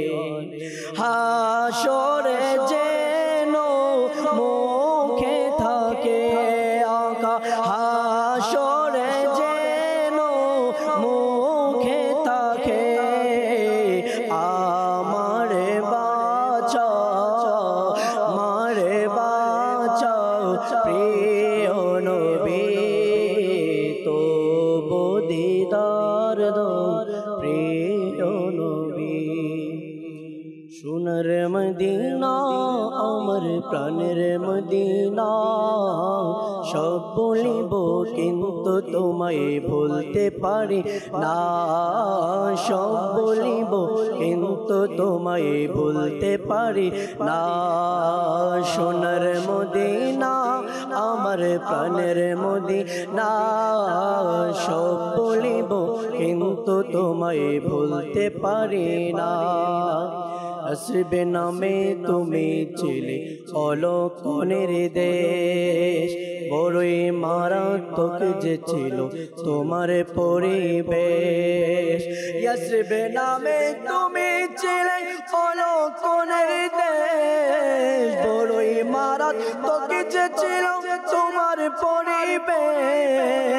আসবে নামে তুমি ছিলে অলক্ষণের দেশ, বড়ই মারাত্মক যে ছিল তোমার পরিবেশ। নবীর জোয়া পেয়ে তুমি শাগে মদিনা, গায়ে নবীর জোয়া পেয়ে তুমি শাগে মদিনা। সব বলিব কিন্তু তোমায় বলতে পারি না, সব বলিব কিন্তু তোমায় বলতে পারি না। বলিনি ভুলবো না, ভুলিনি ভুলবো না, ভুলিনি ভুলবো না, বলতে পারি না। সব বলিব কিন্তু তোমায় বলতে পারি না, সব বলিব কিন্তু তোমায় বলতে পারি না। कर लगिया कंदोरे मोर, कर लगिया बंदो, कर लगिया कंदोरे मन, कर लगिया बंदो। क्यों तो तुम्हार अपन होबे ना, যেজন তোমার আপনা সে তো মদিনা, যেজন তোমার আপনা সে তো মদিনা। कर लगिया कंदोरे मन कर लगिया बंदो, कर लगिया कंदोरे मन कर लगिया बंदो। क्यों तो तुम्हार अपन होबे ना ना ना, যেজন তোমার আপনা সে তো মদিনা, যেজন তোমার আপনা সে তো মদিনা। আল্লাহ তাবারক ওয়া তাআলা কোরআনে পাকে সূরা ওয়াকিয়ার 60 নম্বর আয়াতের মধ্যে ইরশাদ করেছেন, আমি তোমাদের মধ্যে মৃত্যু নির্ধারিত করেছি। অর্থাৎ আমাদের মরণ যে নির্ধারিত, এটা কোরআনে পাকের মধ্যে আল্লাহ তাআলা ইরশাদ করে দিয়েছেন। আচ্ছা, শুধু ইরশাদ করে দিয়েই ক্ষান্ত নয়, ইসলাম এটা নয় কি আল্লাহ তাআলা ইরশাদ করেছেন কি তোমাদের মরণ আসবেই, তোমরা মারা যাবেই। এর পরের ঘাটিগুলো কি আছে হেসান ভাই মাইনুদ্দিন তাও কিন্তু বলে দিয়েছে। সর্বপ্রথম আজরাইল আসবে আমাদের কাছে। আজরাইল কতটুকু কষ্ট দিতে পারে কোন ব্যক্তিকে, তাও কিন্তু হাদিসে মোবারকার মধ্যে এসেছে যে কার রূহ কিভাবে নেওয়া হবে। এরপরে কবরের দেশ, কবরে রাখার পরে কি হবে, প্রশ্ন উত্তর হবে, সেখানে ফেরেশতারা আসবে আমার কাছে প্রশ্ন করবে, এ বিষয়টাও স্পষ্ট করে দেওয়া হয়েছে। এরপরে যখন আমাকে কবরের পরে আমাকে হাসরের ময়দানে উঠানো হবে, সেখানে জিজ্ঞাসাবাদ, পুলসিরাত পার হতে হবে, প্রতিটা মুহূর্তের হিসাব আমাকে দিতে হবে, রব তাআলার সামনে আমাকে দাঁড়াতে হবে, কবরে নবী পাক সাল্লাল্লাহু আলাইহি সাল্লামকে দেখানো হবে। প্রতিটা সফরের প্রতিটা মুহূর্ত কিন্তু আমাদেরকে শিখিয়ে দেওয়া হয়েছে, প্রশ্নগুলো আগেই উত্তর দিয়ে দেওয়া হয়েছে, প্রশ্নগুলো আগেই আমাদের কাছে পাঠানো হয়েছে। এই প্রশ্ন এর উত্তর এইটা, আর এই প্রশ্নটা এই জায়গাতে করা হবে। প্রতিটা কাজ, প্রতিটা প্রশ্ন, প্রতিটা উত্তর কিন্তু আমাদের কাছে আছে। কিন্তু এখন যদি আমরা নির্বোধ হয়ে থাকি, আমরা যদি সেটাকে ফলো না করি, ইচ্ছা স্বাধীন মতো যদি চলি, আর এই কোরআনে পাকের আয়াতে কারিমা, হাদিসে মোবারকা এগুলো যদি এক পাশে রেখে দেই, ভুলে বসি, তবে সেই পরকালের সফর আমাদের জন্য কষ্টকর হয়ে যাবে এবং সেখানে ফেঁসে যাওয়ার সম্ভাবনা রয়েছে। অবশ্যই আমাদেরকে দুনিয়ায় থেকেই এর প্রস্তুতি নিতে হবে। জি জাকির ভাই, আপনি যেমনটা বলছিলেন যে পরকালের যে বিষয় আমরা সবাই কিন্তু জানি যে আমরা এসেছি, আমাদের চলে যেতে হবে এবং পরকালের একটা সফর আমাদের আছে, কিন্তু এই মানার বিষয়টা তো এরকম কিতাবের মধ্যে এসেছে 4টি ভিত্তিহীন দাবি রয়েছে। সাইদুনা শফিক বকলি রহমতুল্লাহি তাআলা আলাইহি বর্ণনা করেন, মানুষ 4টি বিষয় দাবি করে কিন্তু তাদের আমলের তাদের দাবির পরিপন্থী, মানে বিপরীত। 1 নম্বর হচ্ছে তারা মুখে বলে আমরা আল্লাহ তাআলার বান্দা, কিন্তু তাদের আমল বা কার্যকলাপ স্বাধীন ব্যক্তির মতো, স্বাধীন একটি ছাগল, গরু ছাগলের মতো, যেটা মানে গলার মধ্যে রশি নেই, মালিক ছাড়া ছেড়ে দিচ্ছে, যার তার খেতে মুখ দিচ্ছে, ঠিক এরকম। হ্যাঁ, আরেকটা 2 নম্বর হচ্ছে যে তারা বলে আল্লাহ তাআলা একমাত্র আমাদের রিজিক দাতা, আল্লাহ তাআলা আমাদেরকে রিজিক দিয়ে থাকে, কিন্তু আমরা আমাদের কার্যকলাপ এমন আজকে যে আমরা মানি আল্লাহ তাআলা রিজিক দাতা, জানি আল্লাহ তাআলা রিজিক দাতা, কিন্তু আমরা আমল এমনভাবে করছি যে আমরা মনে করছি যে আমাদের ইনকাম আমাদেরই করতে হবে, আমরা যতটুকু পারি ততটুকুই করে নেই, যেভাবে পারি সেভাবে করি। যদি আমরা এটাই না করতাম, আমরা যদি মন থেকে যেভাবে, যেটা আমরা জানি যে আল্লাহ তাআলা রিজিক দাতা, যদি মন থেকে আমলে বাস্তবায়ন করতাম, তাহলে আজকে আমাদের সমাজে সুদ, ঘুষ, চুরি, রাহাজানি, মিথ্যা, বেজাল ইত্যাদি ইত্যাদি এই অপকর্মগুলো কিন্তু থাকতো না। আজকে আমি জানি আল্লাহ তাআলা আমার রিজিক দাতা, কিন্তু আমি ব্যবসাকে বৃদ্ধি করার জন্য সুদের মাধ্যমে লোন নিয়ে, ব্যাংক ঋণ নিয়ে সুদের কারবার করছি। আচ্ছা, আমি জানি যে আল্লাহ তাআলা রিজিক দাতা, আমার রিজিক যতটুকু আছে আল্লাহ তাআলার পক্ষ থেকে নির্ধারিত, কিন্তু তারপর আমি অতিরিক্ত মুনাফার উদ্দেশ্যে বেজাল করছি। দেখুন, আমার যেমন উদাহরণস্বরূপ, আমার কাছে 1 লিটার দুধ আছে, আমি সেটাকে 1.5 লিটার বানাচ্ছি পানি ঢেলে, মানে বেজাল করছি। এভাবে করে রমজান আসছে, যেমন আমরা রমজানের সময় বিশেষ করে দেখতে পারি যে বেজালের হাহাকার ছড়ে যাচ্ছে আমাদের সমাজে। কেন? কারণ আমরা আমল করছি না। আর 3 নম্বর হচ্ছে আমরা বলি দুনিয়া থেকে আখিরাত উত্তম, অর্থাৎ দুনিয়া থেকে আখিরাত অনেক বেশি প্রায়োরিটি দেওয়ার বিষয়, কিন্তু আমরা সেটাকে মানি না, কিন্তু আমাদের শুধুমাত্র দুনিয়ায় অর্জন করতে হবে, আমাদের চিন্তাধারা এমন হয়ে গিয়েছে। আর 4 নম্বর আমরা বলে থাকি যে অবশ্যই একদিন আমাদেরকে মৃত্যুবরণ করতে হবে, কিন্তু বাস্তবিক পক্ষে আমরা আমাদের জীবন দ্বারা যদি দেখি, মনেই হবে না যে আমরা মরব। আমরা ভাবছি যে আমার এখন 10টা 5টা বাড়ি গাড়ি ইত্যাদি ইত্যাদি লাগবে, আমার এটা করতে হবে, এই দেশে সফর করতে হবে, এখানে যেতে হবে, মানে আমি এতই বেশি উদাসীন হয়ে গিয়েছি।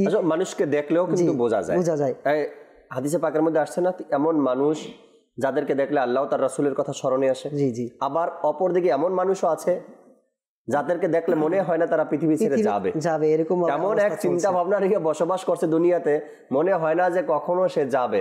সেটা কয়েক দিক থেকে হতে পারে, অর্থের কারণে হতে পারে, অহংকারের কারণে হতে পারে, বা বংশ মর্যাদার কারণে এই ভাবগুলো মানুষের মধ্যে চলে আসে। আসলে আপনি হয়তো ব্যক্তিগত, যেহেতু আমরা মোটামুটি আলহামদুলিল্লাহ দাওয়াত ইসলামী মোবাইল লীগ যারা রয়েছে সবাই ফিল্ডে দিনই কাজের জন্য কমবেশ চেষ্টা করে বা বের হয়ে থাকে, এমন হয়তো আপনার সামনে বা আমার সামনে অনেকের সামনে করেছে, যেমন আল্লাহ তাআলা তাকে অডেল সম্পত্তির অধিকারী করেছে, অনেক সম্পদ করেছে, তারপর জাকাত আরো 5 থেকে 10 বছর আগে ফরজ হয়েছে, কিন্তু জাকাতে তোয়াক্কা করছেন। আচ্ছা, হজের ফরজ হয়েছে তার অনেক পূর্বেই, কিন্তু হজও যাচ্ছে না। সে চিন্তা করছে যে আমি এই বছর, মানে এই বছর তার উপর হজ করার চিন্তা নাই, কিন্তু সে চিন্তা করছে আমি এই বছর অস্ট্রেলিয়া যাব, পরের বছর আমেরিকা যাব, এর পরের বছর এখানে যাব, মানে এই জায়গায় সফর করব, কিন্তু হজ যে আমার উপর ফরজ হয়ে রয়েছে, আমার যে মক্কা মদিনার জিয়ারত করা আমার জন্য আবশ্যক হয়ে রয়েছে, সেটা আমি করছি না। তো এই যে বিষয়গুলো, মানে এই চিন্তাধারা যাদের মধ্যে আছে তাদের দেখলে স্বাভাবিক মানুষ বলতে পারবে যে আসলে তার ভিতরে ওই চিন্তাধারা নাই, পরকালের চিন্তাধারা নাই। তো আল্লাহ তাআলা আমাদের সকলকে পরকালের চিন্তাধারার বিষয় বিবর হওয়ার তৌফিক দান করুন। কারণ যতক্ষণ পর্যন্ত আপনি আমি আমরা মুসলমান, আমরা যদি যতক্ষণ পর্যন্ত পরকালের চিন্তাধারা বিবর না হতে পারবো, ততক্ষণ পর্যন্ত আমরা ক্ষতির মধ্যেই রয়েছি। আর এই ক্ষতির পূর্ণাঙ্গ যখন আমাদের রুহটা বের হয়ে যাবে। আল্লাহর ওলির ব্যাপারে আসছে কিতাবের মধ্যে, তিনি কোমর বাঁকা করে হাঁটতেন, অর্থাৎ কোমর ঝুঁকে গিয়েছিল।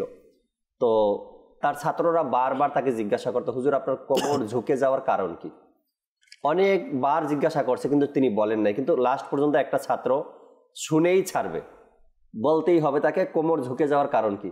তখন ওই বুজুর্গ বললেন যে যখন আমি মাদ্রাসায় লেখাপড়া করি, আমার উস্তাদ, আমার টিচার থেকে আমি শুনেছি পরকালের সফরের ব্যাপারে, আখিরাতের ব্যাপারে, আল্লাহ তাবারক ওয়া তাআলা আযাবের ব্যাপারে, জাহান্নামের ব্যাপারে। তখন ওই কথা শুনেই ভয়ে আমার কোমর ভেঙে গেছে। আচ্ছা, কোমর যে ভাঙছে শুধু নিজেই নয়, ওখানে উপস্থিত যারা ছিল এটার আওয়াজ সবাই শুনতে পেয়েছে। এরপর থেকেই তিনি কোমর ঝুঁকে হাঁটেন, কোমর তার ঝুঁকে গিয়েছে, এরপর থেকে ভাঙ্গা কোমর, আর এটা নিয়েই তো তিনি বেঁচে আছেন। তাদের মধ্যে কেমন ভয় ছিল, কেমন ভয় তাদের মধ্যে ছিল পরকালের, আখেরাতের, হাসরের ময়দানের ভয় কেমন ছিল। আপনি দেখবেন বর্তমান সময় কেবলা শাইখে তরিকাত আমির আহলে সুন্নাত দামাত বারকাতুহুল আলিয়া যখন মাদানী মুজাকারাতে বসে, এমন কিছু কালাম আছে যার মধ্যে আপনার আখেরাতের কথা স্মরণ করিয়ে দেয়। আর এই কালামগুলো যখন পাঠ করা হয়, আমির আহলে সুন্নাত এত কান্না করেন যে আশেপাশের মানুষ এগুলো দেখে যে তার কান্না করার অবস্থাটা কেমন হয়ে দাঁড়ায়। অর্থাৎ কান্না করতে একটা হিসকি চলে আসে, শ্বাস নিতে পারে না, এমন অবস্থায় তার কান্না আসে। এরপরে আপনার যখন কোনো আলোচনা হয়, এমন উদাহরণ পৃথিবীতে খুবই কম আছে যে মুরিদ বয়ান করছে আর পীর সাহেব ওই বয়ান শুনে শুনে কান্না করছে। এটা আমার আমিরুল সুন্নাতের ব্যাপারে পাওয়া যায়। আমি অসংখ্য বার এটা দেখেছি। নিগরানি সূরা বয়ান করছে আখিরাত নিয়ে, পরকাল নিয়ে, আর পীর সাহেব নিজে কান্না করছে বয়ান শুনে শুনে। ভয়, এটা একটা নিজের মধ্যে একটা ভয়, অর্থাৎ আল্লাহওয়ালা ব্যক্তিরা এমনই হয়ে থাকে, আল্লাহ তাআলার ভয় অন্তরে বেশি, আখেরাত, হাসর ময়দান, আযাব, জাহান্নাম এগুলো নিয়ে ভয় থাকে। এরপরে রুকনে সূরা হাজী আব্দুল হাবিব ভাই বয়ান করছে আর আমিরুল সুন্নাত কান্না করছেন বয়ান শুনে শুনে। তো আল্লাহওয়ালা ব্যক্তিরা এমনই হয়ে থাকে, তারা কারো মুখে যখন শুনে না হাসরের কথা, পরকালের সফরের কথা, তখন এরা ভয় ভীতির মধ্যে এবং চোখ দিয়ে পানি বের হয়ে যায়, বারবার কান্না করতে থাকে, ক্ষমা চাইতে থাকে আল্লাহ তাআলার দরবারে। আল্লাহ তাআলা সেই চিন্তা ভাবনা আমাদেরকে দান করুন। প্রকৃত ভয় সেটাকেই বলা হয়, কিতাবের মধ্যে যেভাবে আসছে ভয়েরও সংজ্ঞা আছে। জি, তো ভয় কাকে বলে? আজকে আমরা দেখেন সাধারণ মানুষ যারা, তো আমরা যখন হাদিসে পাক থেকে জাহান্নামের বর্ণনা শুনি, শ্রবণ করি, তো আমরা ভয় পাই, আল্লাহ এই অবস্থা, জাহান্নাম এত কঠিন, ভয় পাই, যে ঘাবড়িয়ে যাই আমরা। যখন কোরআনে পাকের আয়াত শুনি জাহান্নাম সম্পর্কে, জাহান্নামের অমুক শাস্তি, জাহান্নামীদেরকে অমুক আযাব দেওয়া হবে, বেনামাজিদের কি শাস্তি রয়েছে, আমরা আল্লাহ আল্লাহ ভয় পাই যে, মানে এরকম আমাদের চেহারা এক্সপ্রেশন চেঞ্জ হয়ে যায়।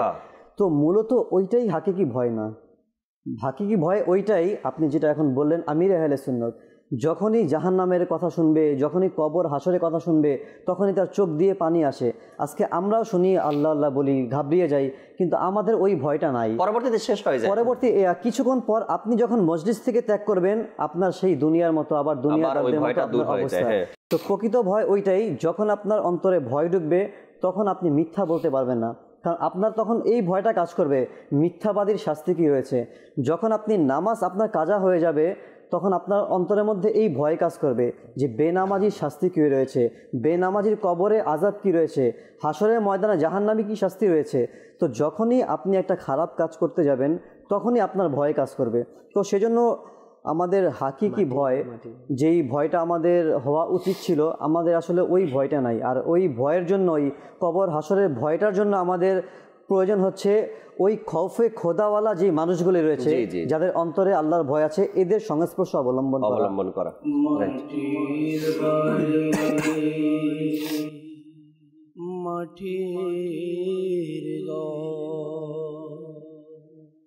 মাটি হবে বিছানা, আসছো একা যাইবা একা, সঙ্গে কেহ যাবে না। মাটির বাড়ি মাটির ঘর, মাটি হবে বিছানা, আসছো একা যাইবা একা, সঙ্গে কেহ যাবে না। বাবা গেল মাও গেল, আল্লাহ মওলা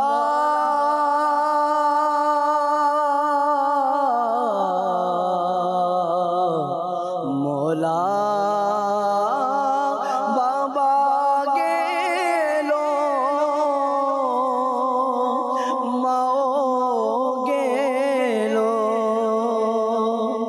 কেউ তো ফিরে আসলো না। আসছো একা যাইবা একা, সঙ্গে কেহ যাবে না। আসছো একা যাইবা একা, সঙ্গে কেহ যাবে না। আল্লাহ তাবারক ওয়া তাআলা আমাদেরকে সেই একা থাকার ঘর, যেখানে না আলো আছে, না বিছানা আছে, না সঙ্গের সাথী আছে, না ডাকার মতো কেউ আছে, না বিপদে পড়লে উদ্ধার করার কেউ আছে, এমন কঠিন জায়গাতে আল্লাহ তাবারক ওয়া তাআলা আমাদেরকে ভালো রাখুক, আমরা যেন ভালো থাকতে পারি। আল্লাহ তাআলা সেই আমল করার মতো তৌফিকটুকু আল্লাহ তাআলা আমাদেরকে দান করুক। না হয়তো এই অন্ধকার কবরে নিয়ে যাওয়ার বা একা থাকার অতটুকু শক্তি আমাদের কাছে নেই যে আমরা অন্ধকার কবরে একা থাকবো যদি আল্লাহ তাআলা দয়া না করে এবং নূরের বাতি যদি না জ্বলে। আর ওই কবরের মধ্যে থাকার মতো সে শক্তি আমাদের নেই যদি আল্লাহ তাআলা জান্নাতের বিছানা না দেয়, সেই পোশাক পরিধান করার ক্ষমতা আমাদের মধ্যে নেই যদি জান্নাতি পোশাক আল্লাহ তাআলা আমাদেরকে না দেন। তো আল্লাহ তাআলার রাজি খুশি আমাদেরকে করতে হবে এবং আমলের মাধ্যমে আল্লাহকে রাজি খুশি করতে পারলেই আশা করি ইনশাআল্লাহ তাআলা কবরের যেই দুঃখ কষ্ট আছে এগুলো আমাদের থেকে দূর হয়ে যাবে। পরকালের সফরের মধ্যে এক পুরস্কার, সবচাইতে বড় পুরস্কার যেটা হাদিসে পাকের মধ্যে পাওয়া যায় সেটা হলো বান্দা মাওলার দিদার করবে। এটাও পরকালীন সফরের মধ্যে একটা অংশ যে বান্দা মাওলার দিদার করবে। সেদিন তো এই যে পৃথিবীতে কষ্ট করছি আমরা আমল করতে গিয়ে, ইবাদত করতে গিয়ে, দিন ইসলামের উপরে প্রতিষ্ঠিত থাকতে গিয়ে কত মানুষের কত ধরনের কথা, কত কষ্ট, কত পরীক্ষা দিতে হচ্ছে এক একজন মানুষকে শুধু ইসলামের দিক নির্দেশনা পালন করতে গিয়ে। এর প্রতিদান তো এগুলো সব ভুলে যাবে যখন মাওলার দিদার করবে। কালকে কিয়ামতের ময়দানে যখন মাওলার দিদার করবো আমরা, তখন এগুলো সব ভুলে যাব। তখন তো এটাই মনে মনে আসবে কি কষ্ট যা করছি পৃথিবীতে আরো করতাম, আজকে তো স্বাদই স্বাদ পাচ্ছি। কিয়ামতের মধ্যে দিনে এরকম আসছে এক ঘটনার মধ্যে যে দুনিয়াতে যেই বান্দাটা সবচেয়ে বেশি কষ্টে ছিল না, কাল কিয়ামতের দিন তাকে বলবে তুমি একবার জান্নাতে ঢুকে যাও, জান্নাতে প্রবেশ করে আসো।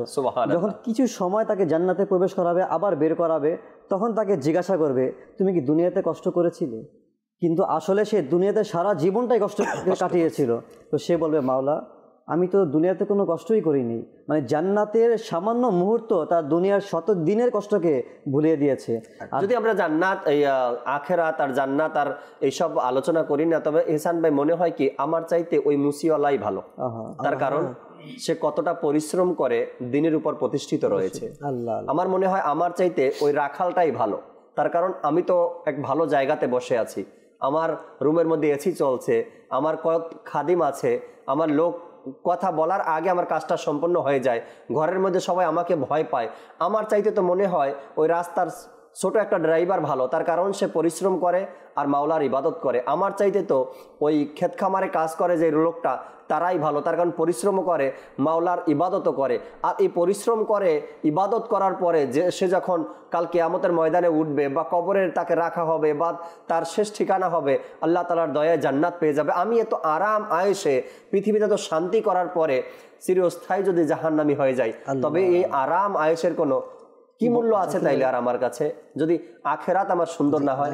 এই বিষয়টা কিন্তু হযরত সাইয়েদুনা সাহাল বিন আব্দুল্লাহ তুস্তারি রহমতুল্লাহি তাআলা আলাইহি খুব সুন্দর করে বর্ণিত করেছেন। তিনি বলছেন, যার উপর দুনিয়ার অভাব ছিল তার উপর আখিরাত প্রশস্ত হবে।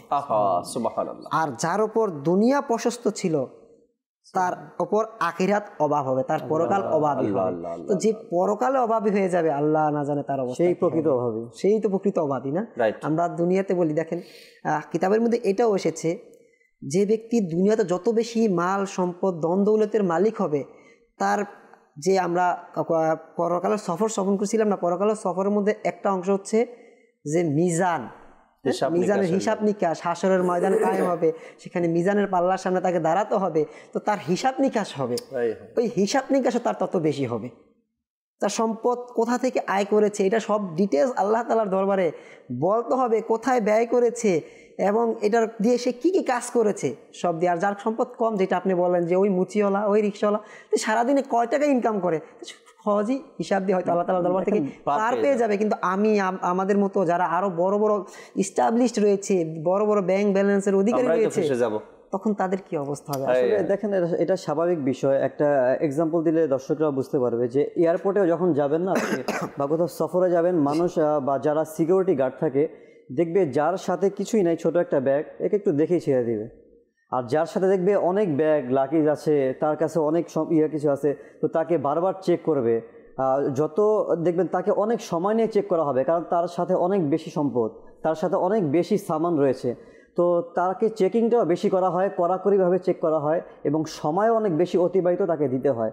আর যার কিছুই নাই দুনিয়াতে দেখবেন তার কোনো প্রবলেম হয় না, রাস্তা দিয়ে হাঁটলেও দেখবেন যারা গার্ডের দায়িত্বে আছে, যারা আইনের লোক আছে, এরাও দেখবেন এদেরকে ছেড়ে দেয়, কিছু করে না।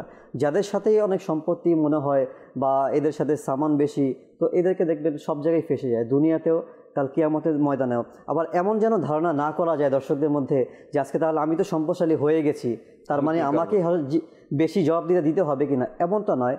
সম্পদশালী হয়ে যদি সে ওই সম্পদ আল্লাহ পাকের রাস্তায় খরচ করে তাহলে তার জন্য তো জান্নাত রয়েছে, তাই না? যেমন ওসমান গনি রাদিয়াল্লাহু তাআলা আনহু, তাহলে উনি তো জান্নাত দুনিয়া থেকেই দুইবার করে নিয়েছে। তো এখন সম্পদশালী হলেই যে সে জাহান্নামে যাবে, ফেসে যাবে বা তার হিসাবটা কঠিন হবে এমনটাও না। যদি সেই সম্পদ সে দুনিয়াতে কাজে লাগায়, আখিরাতের জন্য জাকাত আদায় করে, সম্পদ হয়েছে, হজ ফরজ হয়েছে, সে হজে চলে গেল, মুসলমানদের দরিদ্র লোকদেরকে সে সেবা করতে লাগলো, অসহায় গরিবদেরকে সে খাদ্য বস্ত্র বাসস্থানের ব্যবস্থা করে দিল, তাহলে ওই সকল যারা ধনী ব্যক্তি এদের হিসাব তারা তো আরো কিয়ামতের ময়দানে আল্লাহ তাবারক ওয়া তাআলা ফেরেশতাদের সামনে ওই ব্যক্তিকে নিয়ে প্রশংসা করবে, ওই ব্যক্তির ব্যাপারে বলে, দেখো আমার বান্দা পৃথিবীতে এত অডেল সম্পত্তির মালিক ছিল, কিন্তু এখন কত সুন্দর আরামে সে হিসাব দিচ্ছে। এই টাকাটা এই হালাল পন্থায় উপার্জন করছি মাওলা, আর এই টাকাটা আমি এই হালাল পন্থায় ব্যয় করছি মাওলা, তোমার পথে ব্যয় করছি, তোমার পথে আয় করছি।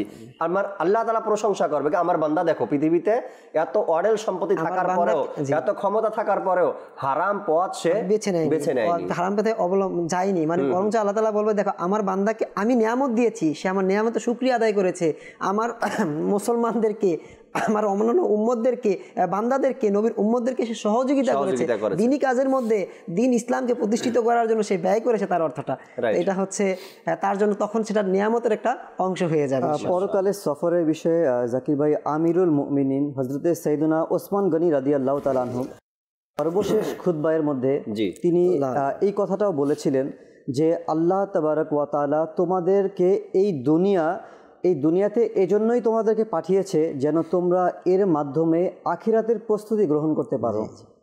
আর এই জন্যই তা দান করা হয়নি যে তোমরা এর হয়েই থাকবে, অর্থাৎ দুনিয়াতেই থেকে যাবে, এর জন্য পাঠানো হয়নি। নিশ্চয়ই দুনিয়া নশ্বর এবং আখিরাত অবিনশ্বর, যেন তোমাদেরকে এই নশ্বর দুনিয়া ধোঁকা দিয়ে অবিনশ্বর দুনিয়া আখিরাত থেকে উদাসীন করে না দেয়। ধ্বংস হয়ে যাওয়া দুনিয়াকে স্থায়ী আখিরাতের উপর প্রাধান্য দিও না, কেননা দুনিয়া বিলুপ্ত হয়ে যাবে এবং নিশ্চয়ই আল্লাহ তাআলার দিকে ফিরে যেতে হবে। আল্লাহকে ভয় করো। ওসমান গনি এটাও বলেছেন যে আল্লাহকে ভয় করো, নিশ্চয়ই আল্লাহ তাআলার ভয় আযাবের ঢাল স্বরূপ। তো যখন বান্দা আল্লাহকে ভয় করবে তখন দেখবেন তার মাঝে আযাবের ঢাল হয়ে সেটা দাঁড়াবে এবং তার নিকট পৌঁছার উপায় হবে। তো আসলেই আমরা প্রকৃতপক্ষে আমরা যদিও বলি মানুষ আজকে অনেক বুদ্ধিমান, অনেক বুদ্ধিজীবীদেরকে দুনিয়াতে প্রাইজ দেওয়া হয়, পুরস্কৃত করা হয়, সে বুদ্ধিমান, কিন্তু দেখা গেছে সে আল্লাহ পাকের শরীয়তে কোনো হুকুম আহকামের জ্ঞান তার মধ্যে নাই, ইসলামের ন্যূনতম তার মধ্যে জ্ঞান নেই, কিন্তু সে বুদ্ধিজীবীর পুরস্কার পাচ্ছে না। কিন্তু আমার নবী পাক বলে বুদ্ধিজীবী সেই, প্রকৃত বুদ্ধিমান সে যে দুনিয়ায় থেকে আখিরাতের প্রস্তুতি গ্রহণ করতে পারে। সুবহানাল্লাহ। দর্শক শ্রোতা, আমাদের আজকের আলোচনার বিষয়টা একটু চেঞ্জ করবো এই মুহূর্তে, যেহেতু শেষের দিকে আমরা চলে আসছি। আপনি শুরুতে এই আজকের অনুষ্ঠানের মধ্যে একটা বলেছিলেন, সফরে গিয়েছিলেন, এক ভাই বলল যে মাদানী চ্যানেলের মাধ্যমে তিনি আগের সেই সংস্কৃতিকে খুঁজে পেয়েছে ইসলামে, যেটা শবে মেরাজ, শবে বরাত। হ্যাঁ, তো এগুলি আসলে ইসলামের সংস্কৃতি, এগুলি অমুসলিমদের সংস্কৃতি না, এটা আমাদের মুসলমানের সংস্কৃতি। আজকে যদি আমাদের এই সংস্কৃতি যদি আজকে শবে মিরাজকে আপনি যদি বলেন শবে মিরাজ বলতে কিছু নাই, তাহলে আপনার নামাজ বলতে কিছু নাই। আমরা নামাজ পেয়েছি আমার নবীর মিরাজের কারণে, আয়াতকে অস্বীকার করতে হবে। হ্যাঁ, তো আসলে এই যে আমাদের সংস্কৃতিগুলি না, এগুলির মাধ্যমে দেখবেন মানুষ আখিরাতের জন্য প্রিপারেশন নেয়। কিভাবে এমন অনেক বেনামাজি আছে যারা সারা বছর নামাজ পড়ে না, কিন্তু সবে বরাত আসলে, সবে মিরাজ আসলে মসজিদে কাটায়। আচ্ছা, এটার উপকার কি?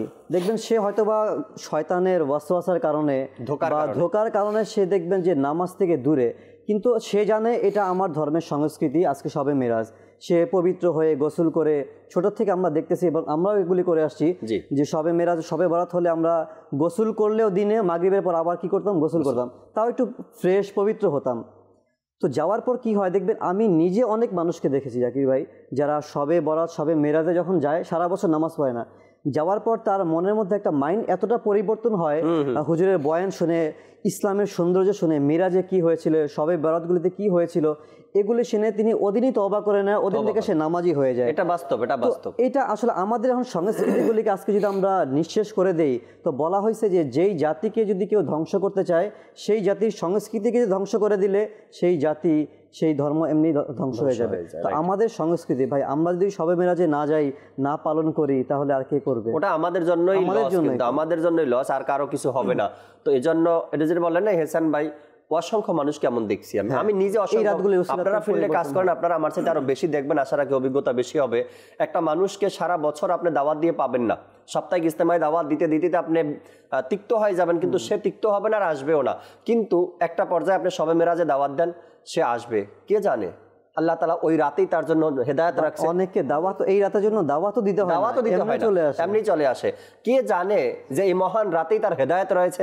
কে জানে সে মসজিদে আসবে, আল্লাহ তাআলা তাকে মসজিদে কবুল করে নিয়েছে, হ্যাঁ 5 ওয়াক্ত নামাজে সে আসতে পারবে, জানে না, কেউ বলতে পারে না। আমি অনেক সময় এগুলো অনেক দেখেছি। এক মিলাদুন নবীর আয়োজনে, সবে মেরাজে, সবে বরাতে, সবে কদরে, বড় যে রাতগুলো আছে, এই রাতে অসংখ্য মানুষকে পেয়েছি এবং স্থায়িত্বের সাথে পেয়েছি তাদেরকে। অর্থাৎ আসছে এরপরে দাওয়াত ইসলামের সাথে থাকা, মাদানী কাম করা, লেবাস পরিবর্তন করা, 5 ওয়াক্ত নামাজ পড়া, মাদানী কাফলায় যাওয়া, কোর্সের মধ্যে যাওয়া। তো আমরা এই কাজগুলো যারা করি এর বিরোধী, অর্থাৎ মসজিদকে তালা লাগিয়ে দেয়া এবং সবে মেরাজ নাই বলতে কিছু নেই, এরকমের যারা বলি আমরা, আপনারা পালন না করলে কমপক্ষে চুপ থাকেন। সাধারণ মানুষের ভাগ্যটা নষ্ট করিয়েন না। সাধারণ মানুষ যে সহজ পথটা খুঁজে পায়, এই পথের কাটা হয়ে দাঁড়িয়েন না। আপনি যান না, আপনার জন্য বামের রাস্তা একদম ক্লিয়ার আছে, চলে যান এদিকে। আমরা আপনাকে কোনো নিষেধও করি না, বাধাও দেই না। বামের রাস্তা ক্লিয়ার আছে, আমরা ডানে যেতে চাই, জান্নাতের দিকে যেতে চাই, আমাদের রাস্তায় কাটা হয়ে দাঁড়িয়েন না। সাধারণ মানুষ ডানের রাস্তায় যেতে চায়, অর্থাৎ জান্নাতের রাস্তায়, এই রাস্তার কাটা হয়ে দাঁড়াবেন না। এই মসজিদে তালা লাগানো নাই বললে আপনার কাছে না হতে পারে, কিন্তু আমাদের কাছে অনেক কিছু। এটা একজন সাধারণ মানুষের হেদায়েতের পথ হয়ে যেতে পারে এই রাত, একজন মানুষের পরিবর্তনের রাত হয়ে যেতে পারে এই রাত, তাই না? মুবাল্লিগের দাওয়াত ইসলামী যখন দোয়ায় হাত তুলে না, অসংখ্য মানুষ পুরা বছরে যারা কান্না করে না, দোয়ার মধ্যে সে কান্না করছে, কে জানে তার এক ফোঁটা চোখের পানি আল্লাহ তাআলার দরবারে কবুল, আর সে মাপ পেয়ে গেছে, আল্লাহ তাআলা তাকে মসজিদমুখী করে দিয়েছে। তো মানুষের এই যে এক পরিবর্তন, এটা এই পরিবর্তনের পথে কাটা হয়ে দাঁড়াবেন না, আশা রাখি ইনশাআল্লাহ তাআলা আপনার মতো আপনি চলেন, আর সাধারণ মানুষকে সাধারণ মানুষের মতো চলতে দেন। আল্লাহর বান্দা আল্লাহর দিকে ধাবিত হচ্ছে, আপনি আমি বাধা দিতে কে বলেন? শবে মেরাজের রাত ফজিলতপূর্ণ রাত, আপনি মানছেন না, কিন্তু আল্লাহর বান্দা তো আল্লাহর দিকে ফিরে আসছে না, আল্লাহর বান্দা আল্লাহর দিকে ফিরে আসছে, আপনি কেন বাধা দিচ্ছেন? ইবাদত থেকে বান্দাকে সেই সরায় যে শয়তান, রাইট? একমাত্র ইবলিস বান্দাকে ইবাদত থেকে সরিয়ে থাকে, তো কোনো ব্যক্তি তো ইবাদত থেকে সরায় না। আল্লাহ তাআলা বলে তোমরা সৎ কাজে আদেশ দাও, খারাপ কাজ থেকে নিষেধ করো, তো সে তো সৎ পথেই যাচ্ছে, আল্লাহর ইবাদত করতে যাচ্ছে। তো আমি ইবাদত থেকে বাধা দেওয়ার আমি কে? আমি শয়তান ছাড়া আর কিছুই নাই। মানে প্রশ্ন এখানে দাঁড়ায়, আমি কাউকে শয়তানই বাধা দেয় বান্দাকে। তো আমাদেরকে বোঝা উচিত, একটু ভাবা উচিত, আল্লাহর বান্দা আল্লাহর দিকে ফিরে যাচ্ছে, আল্লাহর বান্দা আল্লাহর ইবাদতের দিকে যায়, আমি কেন বাধা দেই? আর আমি কেন মসজিদগুলোতে তালা লাগাতে বলি? অনেক মানুষ তো বলেও দেয় আল্লাহ তাআলার পানা, বলে এই রাত বলতে কিছু নেই, মসজিদে তালা লাগিয়ে দাও যাতে করে এটা না হয়, না করতে পারে। আল্লাহ তাআলার পানা, কালকে কিয়ামতের ময়দানে দেখা যাবে আপনার ক্ষমতা কতটুকু, আল্লাহ তাআলার দয়া ওই দিনকা দেখবে ইনশাআল্লাহ তাআলা, জগৎবাসীও দেখবে, আল্লাহ তাআলার সৃষ্টি জগৎ দেখবে যে আপনি কি বলছেন পৃথিবীতে, আর সেখানে আপনার পরিস্থিতি কি হবে। আমাদেরকে হেদায়েত দান করুক, আমাদেরকে ক্ষমা করে দিক, আল্লাহ তাআলার ইবাদতে আমাদেরকে ব্যস্ত থাকার সেই তৌফিকটুকু আল্লাহ তাআলা আমাদেরকে দান করুক। আসুন আমরা দাঁড়িয়ে সালাতু সালাম পাঠ করি। Ya Nabi salam alayka, ya Rasul salam alayka, ya Habib salam alayka, salawatullah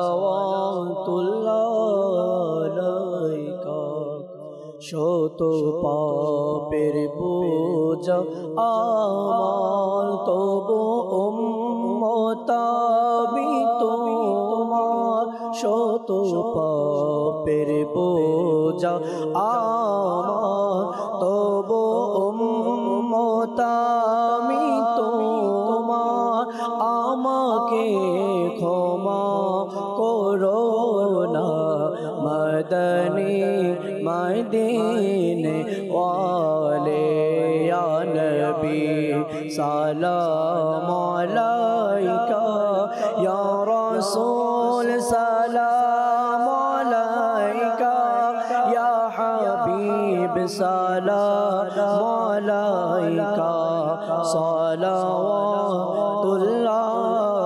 আলাইকা, মুস্তাফা জানে রহমত পেলা खो सलाम, शम्अ बाज़ में हिदायत पे लाखों सलाम, ओसे ज़मी मामूतो का वन्नो का जलवाए शान कुदरत पे लाखों सलाम,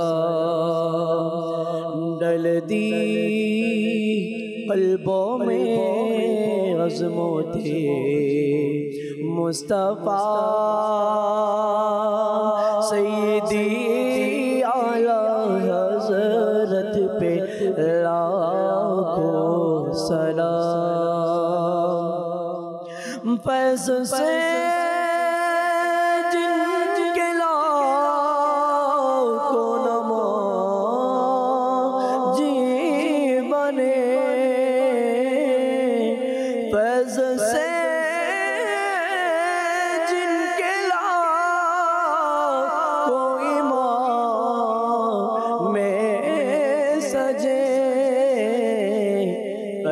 से जिनके लाखों नमाज़ी बने फैज़ से जिनके लाखों ईमान में साजे उस आमीर अहले सुन्नत पे लाखों सलाम मुस्तफा जाने रहमत पे लाखों सलाम शम्अ बाज़ में हिदायत पे लाखों सलाम।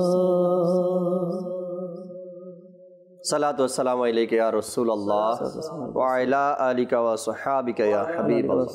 सुब्हानक अल्लाहुम्मा व बिहम्दिका ला इलाहा इल्ला अंता अस्तगफिरुका व अतूबु इलैक। सुब्हानक अल्लाहुम्मा व बिहम्दिका ला इलाहा इल्ला अंता अस्तगफिरुका व अतूबु इलैक। सुब्हानक अल्लाहुम्मा व बिहम्दिका ला इलाहा इल्ला अंता अस्तगफिरुका व अतूबु इलैक। अस्सलातु वस्सलामु अलैका नबी अल्लाह व अला आलिका व असहाबिका या नूर अल्लाह। ला इलाहा इल्लल्लाहु मुहम्मदुर रसूलुल्लाह सल्लल्लाहु अलैहि वसल्लम। তাহাজ্জুদ আর ফজরের অভ্যাস আছে যার রহমত পূর্ণ প্রভাত হয় তার।